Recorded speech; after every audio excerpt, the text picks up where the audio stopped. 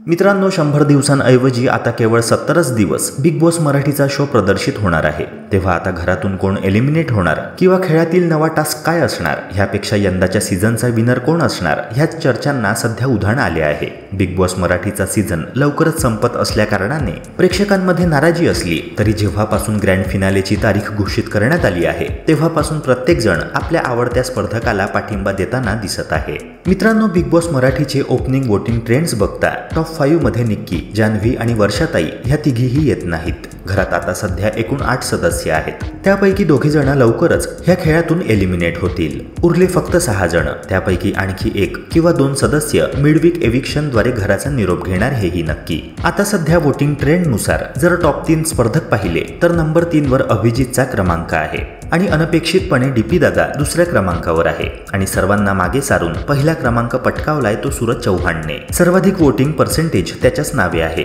होय मित्रांनो, सगळ्यात शॉकिंग न्यूज तर ही आहे की अंकिता वालावलकर टॉप 3 मध्ये देखील नाही आहे। आता सूरज नंबर 1 वर असल्याने अनेकांनी ह्यावर टीका करत म्हटले आहे की ज्याला गेम कळतही नाही त्याला कसं काय लोक वोट करत आहेत, तो कसा काय टॉपची पोझिशन डिझर्व करतो।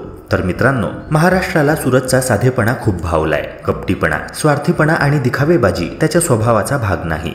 आपण बरं आणि आपलं काम बरं अशा व्यक्तिमत्वाचा धनी सूरज आहे, तेव्हा महाराष्ट्राची जनता त्याला फुल सपोर्ट करताना दिसते आहे।